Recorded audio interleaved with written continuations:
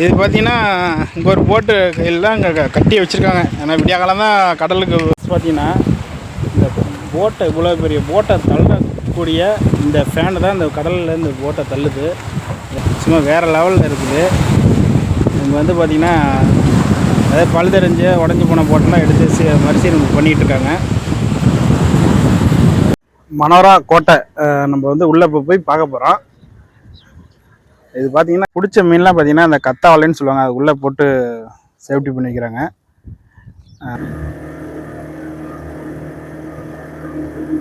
இந்த போட்டு அந்த தள்ளக்கூடிய அந்த ஃபேன் பாருங்கள் எவ்வளோ சூப்பராக இருக்குது. கரையிலேருந்து பாருங்கள் எவ்வளோ தூரம் நம்ம வந்துட்டோன்ட்டு பார்த்தா உங்களுக்கு தெரியும். வணக்கம் ஃப்ரெண்ட்ஸ், இன்றைக்கி பார்த்தீங்கன்னா தஞ்சாவூர் மாவட்டத்தில் உள்ள மனோரா பீச், அதாவது நம்ம திருச்சியிலேருந்து ஒரு 2.5-3 மணி நேரத்தில் பஸ் ட்ராவல் பண்ணி வந்தீங்கன்னா இந்த மனோரா பீச்சுக்கு வந்துடலாம். இப்போ அந்த மனோரா பீச் தான் போட்டிங் போகிறதுக்காக நம்ம வெயிட் பண்ணிகிட்ருக்குறோம். வாங்க வீடியோவில் போகலாம். வீடியோக்கு போகிறதுக்கு முன்னாடி நம்ம சேனலை சப்ஸ்கிரைப் பண்ணிடுங்க. சப்ஸ்கிரைப் பண்ணிட்டு ஆளுங்க பெல் பண்ணுங்க. அப்போ தான் நாங்கள் போகிற வீடியோ ஒன்றைக்கு ஒன்றா நோட்டிஃபிகேஷனாக உங்களுக்கு வரும். வாங்க ஃப்ரெண்ட்ஸ், வீடியோக்குள்ளே போகலாம்.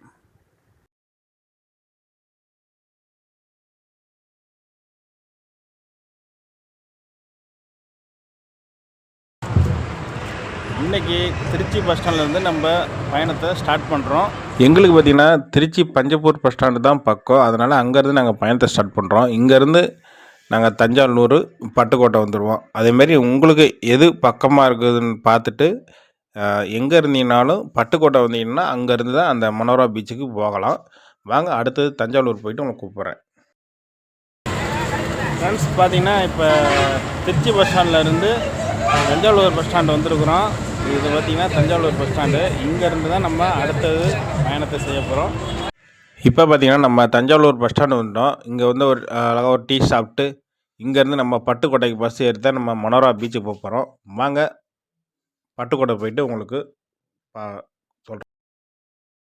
ஃப்ரெண்ட்ஸ் பார்த்திங்கன்னா திருச்சியிலேருந்து தஞ்சாவூருக்கு ஒரு ஆளுக்கு வந்து 50 ரூபா டிக்கெட்டு, 2 பேர்த்துக்கு 100 ரூபா. தஞ்சாவூரில் வந்து பார்த்திங்கன்னா தஞ்சாவூர்லேருந்து பட்டுக்கோட்டைக்கு 2 பேர்த்துக்கு 72 ரூபா டிக்கெட்டு. ஃப்ரெண்ட்ஸ் பார்த்திங்கன்னா இப்போ வந்து பட்டுக்கோட்டை பஸ் ஸ்டாண்டில் இருக்கிறோம். இந்த இடத்துல நம்ம பீச்சுக்கு போக போகிறோம். வாங்க அடுத்து என்ன இருக்குன்னு போய் பார்க்கலாம். பார்த்திங்கன்னா பட்டுக்கோட்டை வந்துட்டோம். இது வந்து பட்டுக்கோட்டையோட பஸ் ஸ்டாண்டு பாருங்கள்.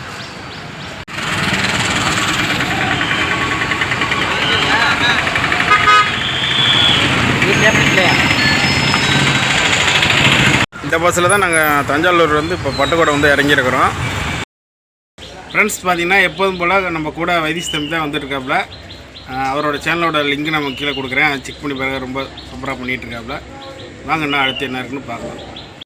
ஃப்ரெண்ட்ஸ் பார்த்திங்கன்னா பட்டுக்கோட்டை பஸ் ஸ்டாண்ட் விட்டு வெளியே கிளம்பிடுச்சு. இதில் வந்து லெஃப்ட் சைடு திரும்பி போவோம். ஒரு ஆளுக்கு பார்த்திங்கன்னா 15 ரூபா 16 ரூபா டிக்கெட்டு, 2 பேர்த்துக்கு 32 ரூபா டிக்கெட்டு. பயணம் செஞ்சுருக்கோம். போகிற வழியில் பார்த்திங்கன்னா ரொம்ப சூப்பராக அழகாக அந்த இயற்கை சூழ்ந்த காட்சிகள்லாம் இருக்குது. ரொம்ப அற்புதமாகவும் இருக்கும் பார்க்குறதுக்கு. தொடர்ந்து பார்த்துக்கிட்டே வாங்க. பெரிய பெரிய பில்டிங் இருக்குது. இப்போ பார்த்திங்கன்னா நம்ம அந்த மனோரா பீச்சுக்கு போகக்கூடிய ஒரு ஸ்டாப்புக்கு வந்துட்டோம். ஃப்ரெண்ட்ஸ் பார்த்திங்கன்னா இப்போ வந்து நம்ம கடற்கரை பக்கத்தில் மனோரா பீச் ஸ்டாப் பக்கம் வந்துட்டோம். வாங்க அப்படியே போயிட்டு இங்கே ஒரு ஆட்டோ இருக்குது, ஆட்டோ எடுத்துகிட்டு நம்ம போகலாம். இந்த ஸ்டாப்பு பார்த்திங்கன்னா மல்லிப்பட்டினம் அப்படிங்கிற ஸ்டாப்பு. இங்கேருந்து தான் 2 பீச்சுக்குமே போவோம். ஆட்டோவுக்கு பார்த்திங்கன்னா இது வந்து ஆட்டோ ஸ்டாண்டு. ஆட்டோவில் போனீங்கன்னா 100 ரூபா, பஸ்ஸில் போனால் 10 ரூபா தான் டிக்கெட்டு. ஃபேமிலியோடு வந்து ஆட்டோ எடுத்துகிட்டு போகிறது ரொம்ப ஒரு இதாக இருக்கும். இப்போ பார்த்திங்கன்னா அந்த மனோரா பீச்சுக்கு இப்போ உள்ள நுழையிற ஸ்டாப்புக்கு வந்துட்டோங்க. ஃப்ரெண்ட்ஸ் பார்த்திங்கன்னா இது வந்து ராமேஸ்வரம் போகிற ரூட்டு. அதாவது நாகப்பட்டினத்தில் இருந்து இது வந்து நாகப்பட்டினத்துலேருந்து வர ரூட்டு. இப்போயே இந்த ரோட்லேயே மெயினாக போனீங்கன்னா ராமேஸ்வரம். இந்த இடையில தான் இங்கே வந்து அந்த மனோரா பீச்சுக்கு போகக்கூடிய அந்த ரூட் இருக்குது. இங்கேருந்து போனீங்கன்னா 1 கிலோமீட்டர் உள்ளே போகணும். இந்த வழியாக செம்ம ஒரு அனுபவமாக இருக்கும். ஃப்ரெண்ட்ஸ் பார்த்திங்கன்னா இப்போ அந்த ஸ்டாப்பில் இருந்து இறங்கி நாங்கள் ஒரு கிலோமீட்டர் வரும்னு சொல்லியிருக்காங்க. 2 பேர் நடந்து போயிட்டுருக்குறோம். போகிற வழியில் பார்த்திங்கன்னா தென்னந்தோப்புங்களாம் நிறைய இருக்குது. உங்களுக்கு பார்த்தா தெரியும். மீன் வாசம் தீ தூக்குது. அதேமாதிரி இங்கே நிறைய மீன் பண்ணங்களாம் அடிக்கடி இடத்துல நிறைய இருக்க மாட்டுக்கு. சூப்பராக இருக்குது. வாங்கண்ணா அடுத்து என்ன போய் பார்க்கலாம். மெயினாக பார்த்திங்கன்னா ஒரு மெயின் ரோட்டில் வந்து ஒரே ரூட்டு தான். ஸ்ட்ரைட் ஒரே ரூட்லாம் 1 கிலோமீட்ரு. ஃப்ரெண்ட்ஸ், மனோரா பீச்சுக்கு வந்துட்டோம். இங்கே இருக்க பறவைகளோட சவுண்டே பார்க்க அவ்வளோ மனசுக்கு அமைதியாக கொடுக்குது. எங்கேயுமே கேட்க முடியல இந்த மாதிரி இப்போல்லாம்.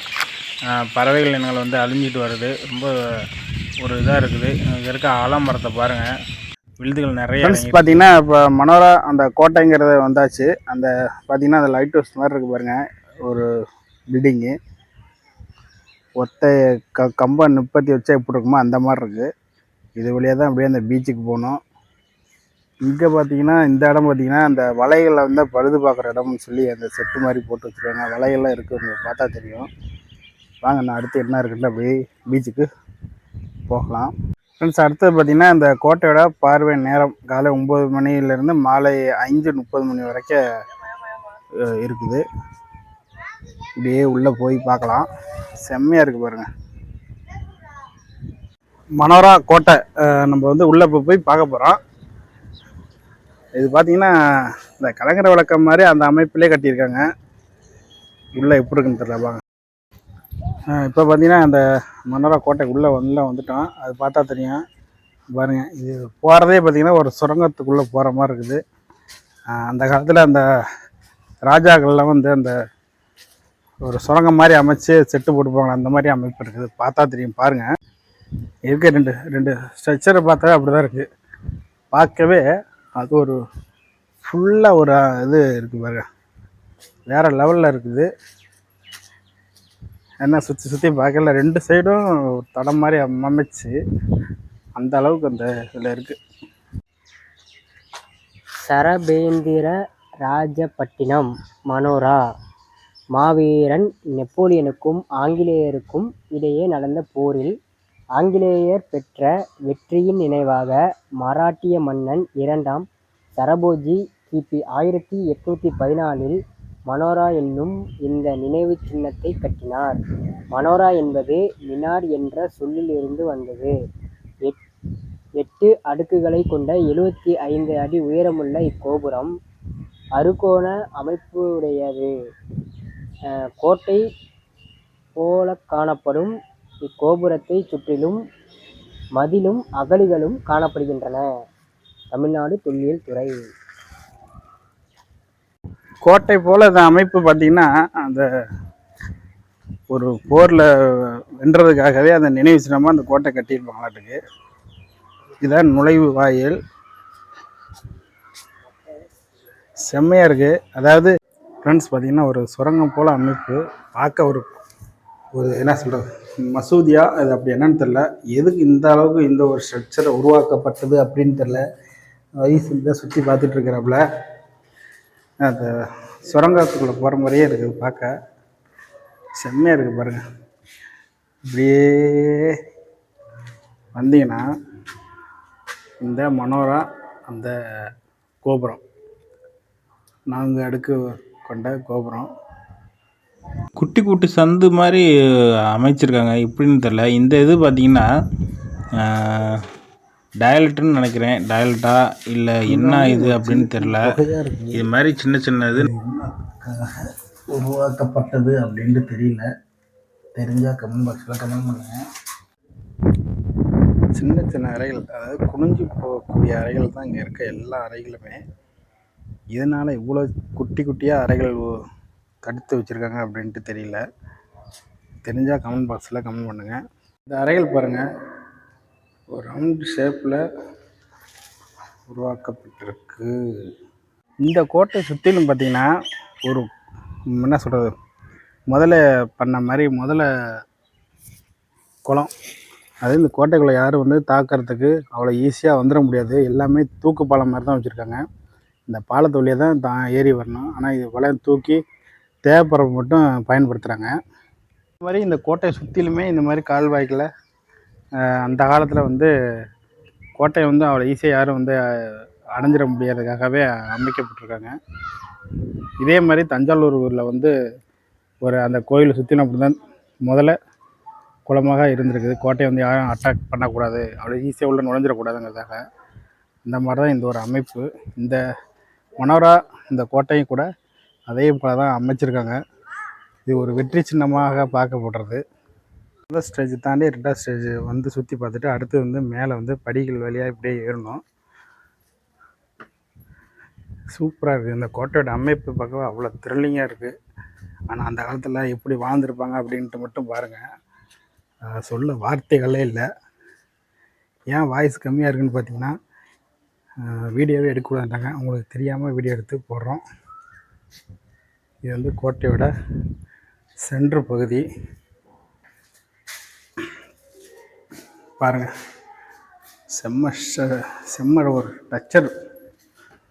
ஸ்ட்ரக்சர் பார்க்க சொல்கிறதுக்கு வார்த்தையே இல்லை, அந்தளவுக்கு இருக்குது வர்மன்ஸ். வா இப்போ தானே அடுத்த ஒரு ஸ்ட்ரக்சர், அதாவது அடுத்த ஒரு ஸ்டேஜுக்கு நம்ம மேலே ஏறிக்கிட்டு இருக்கோம். அதாவது மேகோபுரத்துலேருந்து பார்க்கறதுக்கு ரொம்ப ஒரு எக்ஸைட்டாக இருக்குது. பார்க்க ரொம்ப அழகாக இருக்குது பாருங்க. சூப்பராக இருக்குது. ஒரு ஃபோட்டோஸ் எடுக்கிறதுக்கு அல்லது வீடியோ எடுக்கிறதுக்கு நல்ல ஒரு அனுபவம். செம்மையாக இருக்குது. நல்ல ஒரு அழகு பாருங்க. இந்த வழியாக நம்ம ஏறி வந்தோம். இந்த வழியாக வந்து தான் இப்படியே கடல் கரைக்கு கலங்கரை விளக்கம், அதை லைட் ஹவுஸ்ன்னு சொல்லுவாங்க. கடல் பாருங்கள், இங்கேருந்து பார்க்க அவ்வளோ செம்மையாக இருக்குது. இதுக்கு மேலே ஏறி பார்க்குறதுக்கு இருக்குது, ஆனால் விட மாட்டேங்கிறாங்க, பூட்டி வச்சுருக்காங்க. ஃப்ரெண்ட்ஸ் பார்த்திங்கன்னா இந்த மனோரா கோட்டையோட ஃபுல் ஸ்ட்ரக்சர் பாருங்கள். எந்த அளவுக்கு உங்களுக்கு தெரியுது அப்படின்னு தெரில, பாருங்க. வா இப்போ பார்த்தீங்கன்னா அந்த ஃபுல் வியூ உங்களுக்கு பார்த்துருப்பீங்க. செம்ம சூப்பராக இருக்குது. ஆனால் அறைகள் இங்கே இருக்க அறைகள் பூரா குட்டி குட்டி அறைகள் தான். எந்த அளவுக்கு உங்களுக்கு இங்கே இருக்க எல்லா அறையும் சொன்ன மாதிரி குட்டி குட்டி அறையாக தான் இருக்குது. குனிஞ்சு போகிற அளவுக்கு தான் இருக்குது. அது எதுக்காக இப்படி உருவாக்கப்பட்டதுன்னு தெரில. இங்கே இருக்க அந்த கதவு, அந்த இது கோட்டைக்குள்ளே நுழையிறதுக்கு வந்து தூக்குப்பாலம் மாதிரி அமைச்சிருக்காங்க. தூக்குப்பாலம் இல்லைன்னா சுற்றிலும் பார்த்திங்கன்னா அகழியல் தான் இருக்குது. இந்த அகழியில் வந்து பார்த்திங்கன்னா முதல்ல தான் விட்டு வச்சுருப்பாங்க. ஏன்னா கோட்டைக்குள்ளே யாரும் ஈஸியாக நுழைஞ்சிடக்கூடாது. பார்த்தீங்கன்னா வந்து மனோரா சிறுவர் பூங்கா அப்படின்னு சொல்லிட்டு உள்ளே இருக்குது. கேட்டு பூட்டி இருக்கு, ஆனால் அவுட் சைட் மட்டும் காமிச்சிருப்பாங்க. ஓரளவுக்கு நல்லாவே இருக்குது பாருங்கள். கேட்டு பூட்டிக்கு உள்ளே போய் உங்களுக்கு காமிக்க முடியல. ஃப்ரெண்ட்ஸ் பார்த்தீங்கன்னா அடுத்தது வந்து இந்த கலைஞரை விளக்கம், லைட் ஹவுஸ்ன்னு சொல்லுவாங்க. அந்த கடலுக்கு ஒரு ஓரத்தில் வச்சுருக்காங்க. இதை வச்சு தான் அந்த கடலுக்கு உள்ளே போன போட்டெல்லாம் பார்த்திங்கன்னா இந்த வெளிச்சத்தை வச்சு தான் கரைக்கு வந்து சேருவாங்க. வாங்க அப்படியே போகலாம்.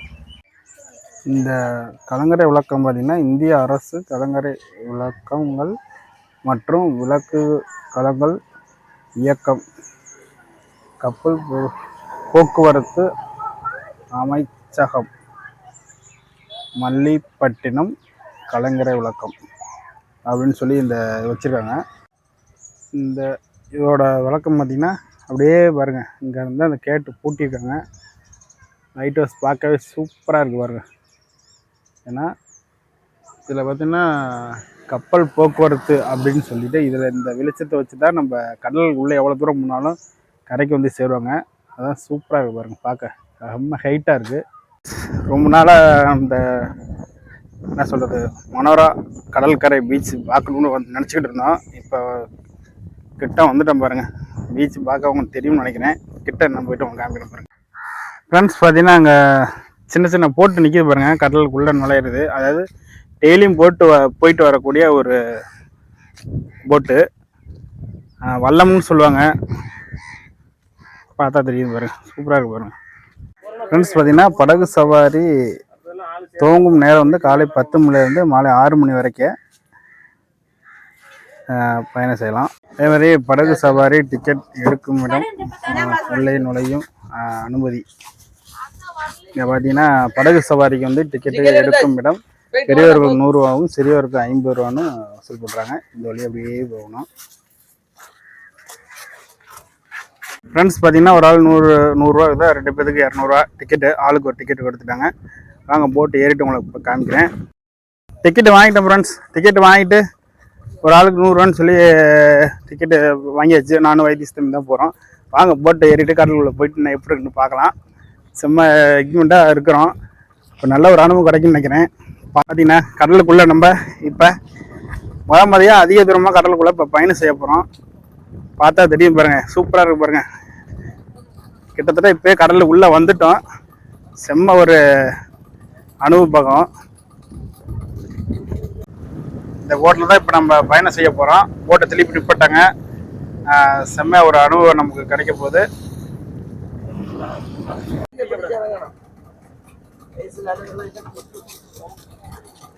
இந்த போட்டில் தான் பார்த்தீங்கன்னா அண்ணன் போட்டை ஸ்டார்ட் பண்ணிட்டாரு.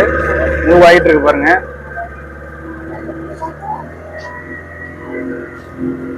செம்ம தூரம் இருக்குது. ரொம்ப தூரம் கள்ளக்குளப்பா நீங்க போக போறோம். ஒரு 20 நிமிஷம் டிராவல் அப்படின்னு சொல்றாங்க. போக 10 நிமிஷம், வர 10 நிமிஷம். ஒரு குட்டி குட்டி மீன்லாம் பார்த்தீங்கன்னா தாண்டி குடிக்கிறத நீங்க நல்லா பார்க்கலாம்.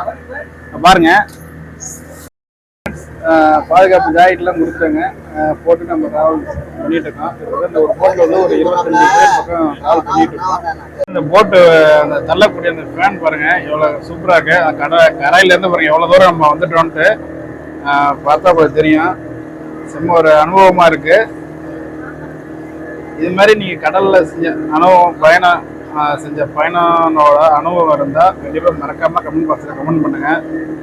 நாங்களும் தெரிஞ்சுக்கிறோம். இந்த இது மாதிரி கடற்கரை பீச் யாருக்கே இருந்தால் கூட ஒரு சொல்லுங்க. பாருங்க ஃப்ரெண்ட்ஸ், செம்ம அனுபவமாக இருக்கு. அப்படியே பார்த்தீங்கன்னா எவ்வளோ தூரம் வந்துட்டா பாருங்க. உள்ள இருந்து கரையில இருந்து கிட்டத்தட்ட ஒரு 1 கிலோமீட்டர் பக்கம் இருக்க மாட்டேங்குது. ஃபர்ஸ்ட் காமிச்சிருப்பேன் அந்த கலங்கரை விளக்கம், அதாவது லைட் வச்சுன்னு சொல்லுவாங்க. அது தூரத்தில் தெரியுது பாருங்க. பாருங்க, கண்ணு கட்டின மட்டும் தண்ணி தான். அதாவது கடல் அது ராமேஸ்வரம் கடலில் எல்லாம் ஒன்றா இணையிற இடம் இது. செம்மையாக இருக்குது பாருங்கள். எங்கே பார்த்தாலும் தண்ணி தான். நம்ம வந்து இப்போ போட்டில் இருக்கோம்னா தண்ணியில் நீச்சல் அடிக்கிறோமா அந்த அளவுக்கு இருக்குது. கண்ணு கட்டின தூரம் தண்ணியாக தான் இருக்குது. செம்ம ஒரு அனுபவமாக இருக்குது. சூப்பராக இருக்குது ஃப்ரெண்ட்ஸ். பார்த்தீங்கன்னா நல்ல ஒரு அனுபவம். எப்போ ஒரு 2 கிலோமீட்டர் பக்கம் வந்துட்டோம்னு நினைக்கிறேன். தூரத்தில் ஒரு போட்டு தெரியுது பாருங்க. உங்களுக்கு ஜூம் பண்ணி காமிச்சிட்ருக்கேன். மீன் பிடிச்சிட்டு இருப்பாங்களாட்டுக்கு.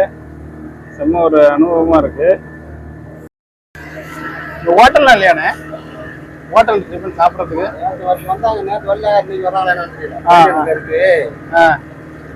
மீனுக்கு இதெல்லாம் இருக்குங்களா? எல்லாமே இருக்கு. அங்கே போயிடணுங்களா? வராமல் இருப்பாங்க. ஆமா, என்ன மீன் எல்லாமே இருக்கும். அந்த இதுக்கு பின்னாடி இருக்குங்களா அந்த சைடு? ஆமா.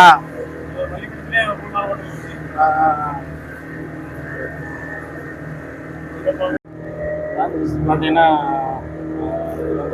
இந்த போட்டில் வந்து நிறுத்தி வைக்கப்படக்கூடிய ஒரு நங்கூரம் எவ்வளோ காற்று வச்சாலும் அந்த போட்டோ இடத்துல வந்து நவராது. அதுக்காக தான் அந்த நங்கூரம் வந்து முன்னாடி வச்சுருக்காங்க. அதனால் அதை பாருங்கள். அப்படியே மூவ் ஆகிட்டு இருப்பாங்க. இப்படியே போட்டு திரும்புது. எந்த நாள்னா கும்பலாக இருக்கும்? கும்பல்லாம் எப்போதுமே இருக்குங்களா? இல்லை ஞாயிற்றுக்கிழமை அதிகமாக இருக்கும்.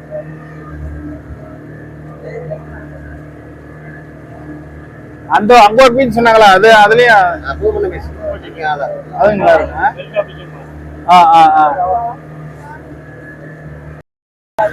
இப்போ பார்த்தீங்கன்னா அப்படியே ஒரு ரவுண்டு வந்துட்டு சுற்றி திரும்பிட்டு இருக்கிறாருன்னு. இவர் தான் பார்த்தீங்கன்னா இந்த போட்டோட கேப்டன், டிரைவர் எல்லாம் நமக்கு பல தகவல் சொன்னாங்க. இங்க இருந்து பார்த்தீங்கன்னா அப்படியே சுற்றிட்டு அப்படியே வந்து திருப்பி நம்ம ரிட்டர்ன் கரைக்கு போக போகிறோம். பெரிய போட்டுலாம் ஒன்று இருக்கும். ரிட்டர்ன் வராதுண்ணே. பெரிய போட்டு பள்ளிப்பட்டினம் தான்.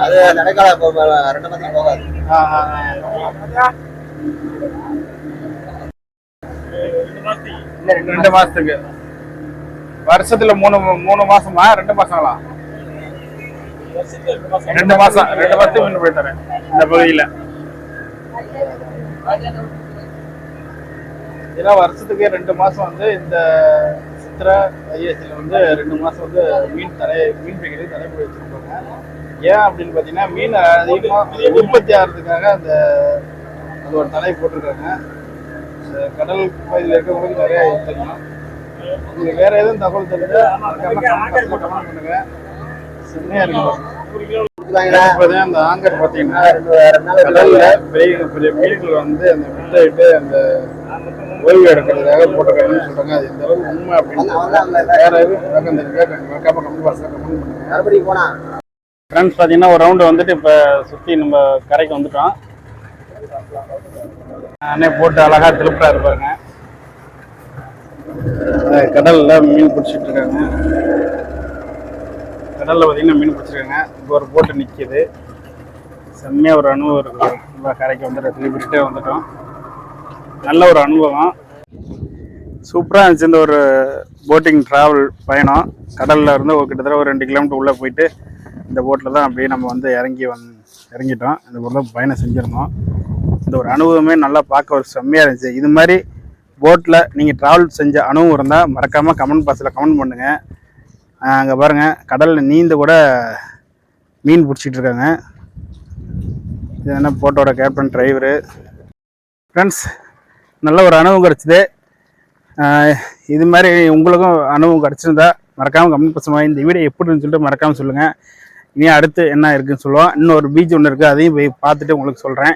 செம்ம ஒரு அனுபவம் எங்களுக்கு. பார்த்தீங்கன்னா கடலில் வந்து நீந்தியே வலை போட்டுக்கிட்டு வந்துட்டுருக்காங்க. சூப்பராக இருக்க வலை ஏற்கனவே போட்டிருப்பாங்களாட்டுக்கு. 2 பேர் திருத்த வலை வந்து கடலுக்குள்ளே நீச்சல் அடித்து அந்த வலை போடுறாங்க. இந்த பார்த்தீங்கன்னா கடலுக்குள்ளே நீந்தி வலை விட்டுக்கிட்டு இருக்காங்க பாருங்க. நெட்டு வலை. இது எந்த அளவுக்கு மீன் கிடைக்கும் அப்படின்னு தெரியல. முடிஞ்சால் உங்களுக்கு அந்த மீன் பிடிக்கிறத காமிக்கிறேன். ஆள் அந்த இடத்துல கம்மியாக இருக்கனால கடலில் பாருங்கள் நடந்து போகிற மாதிரி தான் இருக்குது. எனக்கு என்னமோ நடந்து தான் போயிட்டுருக்காங்க. மீன் அலசிட்டு இருக்காங்க பாருங்கள். கடலுக்குள்ளே நம்ம குட்டையில் மீன் அலசி பிடிக்கிற மாதிரி கடலுக்குள்ளேயும் நீந்தி அலசி பிடிக்கிறாங்க. செம்ம ஒரு அனுபவம் அது. ஃப்ரெண்ட்ஸ் பார்த்தீங்கன்னா வலையை விட்டு வலை இழுத்துட்டு வராங்க. அதில் மீன் எந்த அளவுக்கு இருக்குது அப்படின்னு தெரியல. செம்ம ஒரு வைப்ராக இருக்குது. செம்மையாக இருக்குது பாருங்க. போட்டா பிடிங்கன்னு சொல்கிறாரு. சூப்பராக இருக்குது பாருங்க. ஒரு மணி நேரம் கஷ்டப்பட்டு மீன் எவ்வளோ பிடிச்சிருக்காங்க அப்படின்ட்டு பாருங்க. இதில் என்னென்ன மீன் இருக்கு? கெண்டை மீன் மட்டும் தான் இருக்குங்களா? பார்த்தீங்கன்னா கெண்டை மீனுங்களாமா. இது பூராமே கெண்டை மீன் குஞ்சு தான் சொல்கிறாங்க. பெரிய அளவில் இல்லை, ஆனால் மீன் பார்க்க நல்லா தெளிவாக இருக்கு.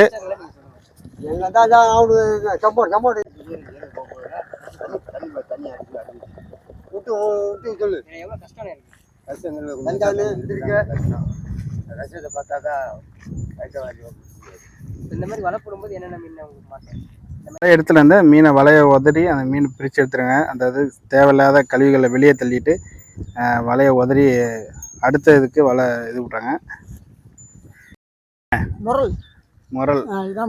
முரல் மீன் சொல்லுவாங்க. அண்ணன் கையில் பிடிச்சி காமிச்சிட்டு இருக்காங்க. சூப்பராக இருக்கு பாருங்க. இது பேர் என்ன சொன்னீங்க? முரல் மீனுங்களாமா? எவ்வளோ நேரம் நான் வலை விடுவீங்க ஒரு நாளைக்கு? ஒரே டைமுங்களா 2 டைம் போவீங்களா? 6 மணிக்கு வந்துடுவீங்க.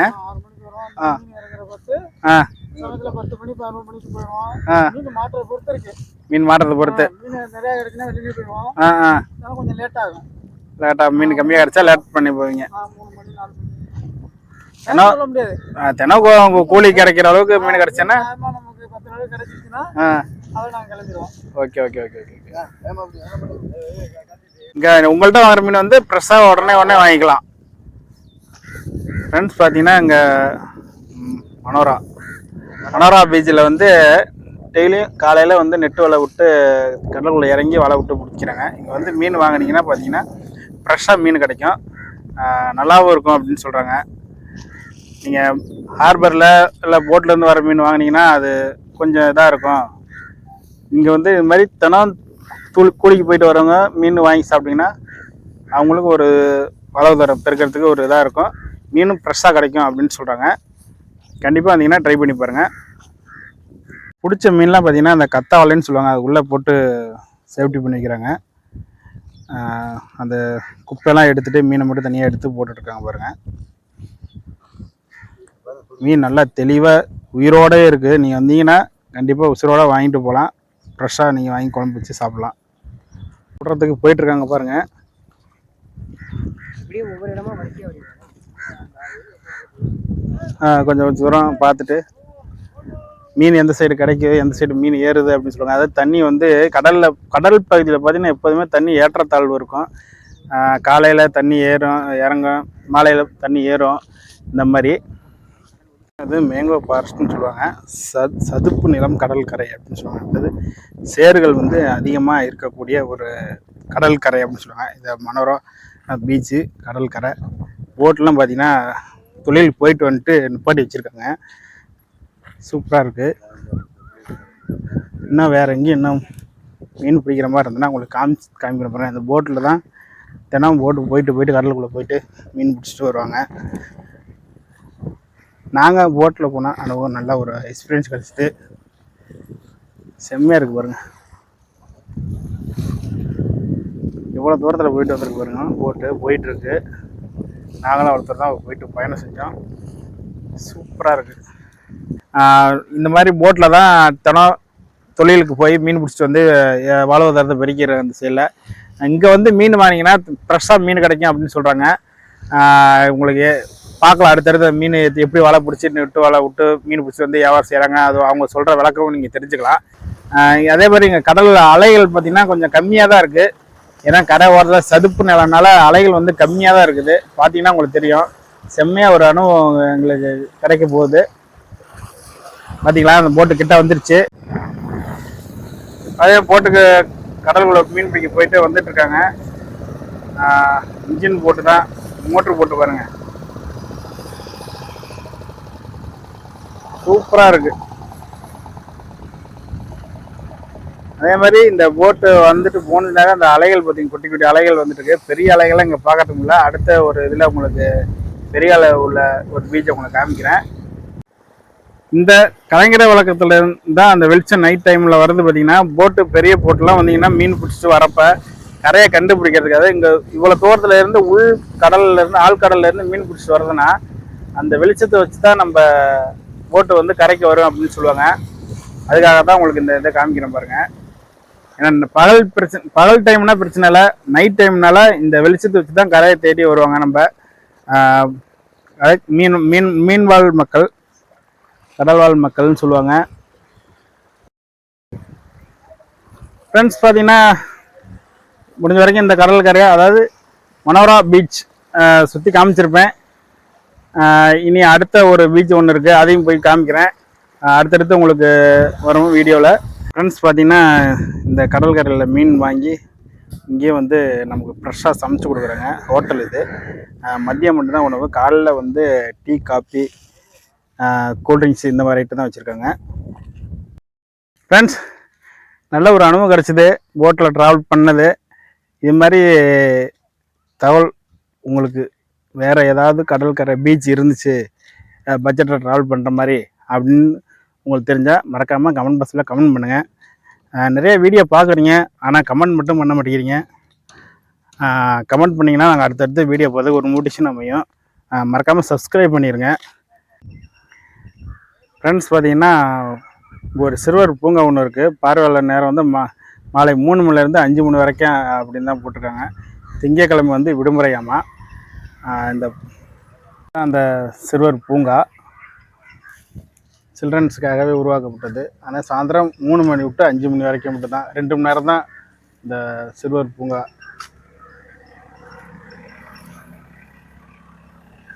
காலையில் டிஃபனுக்காக இங்கே வந்து நாங்கள் பானிபூரி சாப்பிட போகிறோம் அம்மா கடையில்.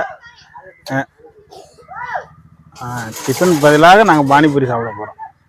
இங்கே வந்து பார்த்திங்கன்னா சர்பத் இருக்குது, ஸ்நாக்ஸ் ஐட்டம் நிறையா இருக்குது, பானிபூரி இருக்குது. வந்தீங்கன்னா இங்கே ட்ரை பண்ணி பாருங்கள். ஃப்ரெண்ட்ஸ் பார்த்திங்கன்னா நம்ம வந்து இப்போ அந்த அக்கா கடையில் பானிபூரி வாங்கி சாப்பிட்டு அடுத்து என்ன இருக்குன்னு பார்க்கலாம். நாங்கள் வந்து பானிபூரி சாப்பிட்டோம். பார்த்தீங்களா 2 பேரும் பானிபூரி சாப்பிட்டுருக்கோம். பானிபூரி வாங்கியாச்சு. ஆமாம். என் அக்கா பேர் வந்து சித்ராங்களாம். கடைக்கு வந்தீங்க அப்படின்னா பானிபூரி, கூல்ட்ரிங்க்ஸு, ஸ்நாக்ஸு இந்த மாதிரி பானிபூரி நிறைய இருக்குது. வந்தீங்கன்னா ட்ரை பண்ணி பாருங்கள். அதாவது நம்ம மனோரா அந்த கோட்டை பக்கத்துலேயே வச்சுருக்காங்க. இது பார்த்திங்கன்னா நண்டு வந்து எக்ஸ்போர்ட் பண்ணுறாங்க. உள்ளே இருக்க சதையெல்லாம் எடுத்து ரொம்ப சூப்பராக இருக்குது. ஃப்ரெண்ட்ஸ், இந்த வீடியோ இப்போயோ இதோட முடிச்சுக்கிறோம். நல்ல ஒரு அனுபவம் கிடச்சிது. உங்களுக்கும் ஒரு அனுபவம் கிடச்சிருக்குன்னு நினைக்கிறேன். இது மாதிரி அனுபவம் உங்களுக்கு இருந்தால் மறக்காமல் கமெண்ட் பாக்ஸில் கமெண்ட் பண்ணுங்கள். இது மாதிரி வேறு ஏதாவது பட்ஜெட்டில் ட்ராவல் பண்ணுற மாதிரி பிளேஸ் இருந்தால் அதுவும் சொல்லுங்கள். அடுத்த வீடியோவில் சந்திக்கலாம். Bye friends.